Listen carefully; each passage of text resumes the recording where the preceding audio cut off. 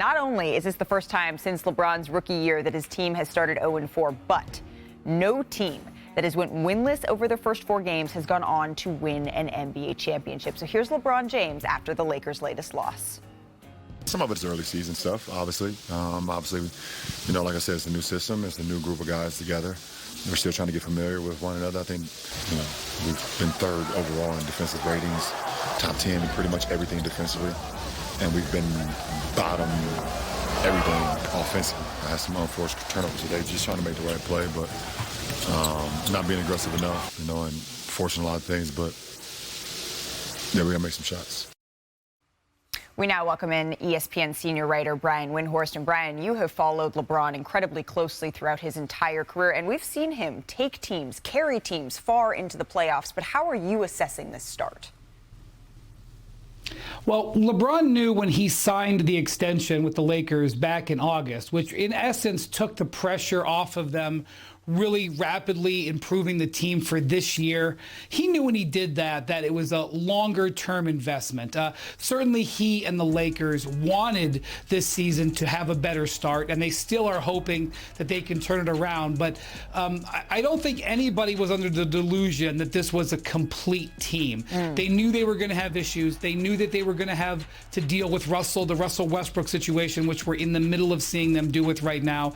It is not something that was unexpected. And like LeBron just said, they do see some light at the end of the tunnel because they're defending better. And if they can just get out of playing some of the worst offense we've seen in recent modern history, that they should be okay. But Malika, saying you know, Lakers and championship in the same sentence, it's just not rational. And it wasn't rational in August. And I do think LeBron and the rest of the Lakers understand that. Brian, thank you. Please do not go too far. So here's something we know. Right? We know that successful LeBron James teams, he's surrounded by shot makers when that happens. He's assisted on more threes than Steph has made in his entire career, which is wild. But this Lakers team is not built that way. They're shooting 22.3% from deep. That's the worst stretch in any 4-game span in NBA history, like ever.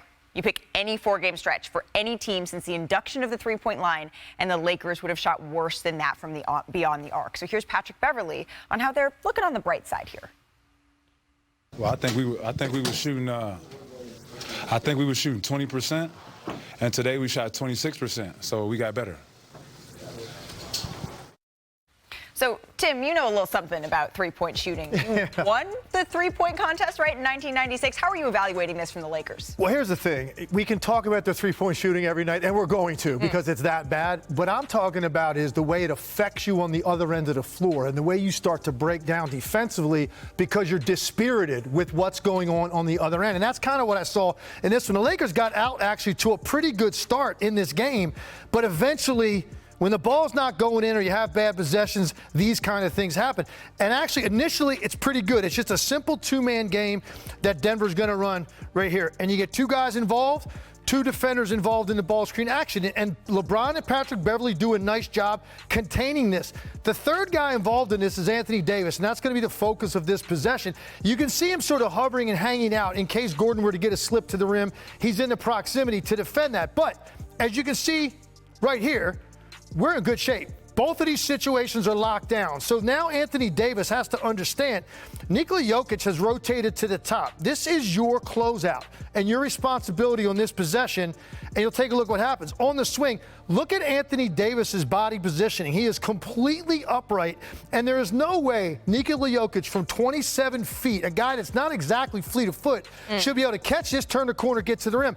And then you rely on help if this does happen. And here's the situation. Patrick Beverley's saying, all right, I got 3 options. I can stay here, fully commit, draw a charge, in which case it'll probably be a kick out to Murray. I can stunt and recover, and then you're going to ask for that last line of defense, or I can just stay home. And watch what he does. He stunts and recovers, and that means the last line of defense is LeBron James. And here's what LeBron is thinking. I'm reluctant to fully commit on Jokic's drive because that means Aaron Gordon is going to go up here and catch a lob from one of the best passers in the league. So instead, he stays back flat-footed. It's an easy turn or corner dunk. That just is too simple. Now, this one, again, offensively, it leads from the mistake what you get defensively. Here's the entry pass to the wrong hand. Anthony Davis doesn't really hold him off. Look at the job Jokic does in getting this deflection on the backside. But it's what happens after that I'm concentrating on. First, this is your center. Now, you show me a center in the league in this situation that's not going to advance the ball to a guard and let him push it, and we get out running this way. But no, this is Nikola Jokic. You know what he says? He's like, no, guys, I'm going to go ahead and push this as the point guard, and now my wings are going to get out and run. And that's what I want you to focus on defensively. Stop it right here. You're in great position, actually. You've got this defender in front of this wing runner, and you've got a back defender that is clearly going to stop the ball as it comes up the floor. But watch what happens right here.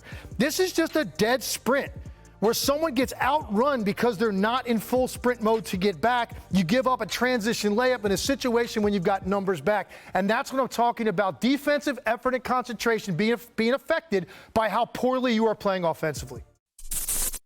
Thank you for watching ESPN on YouTube. For live streaming sports and premium content, subscribe to ESPN+.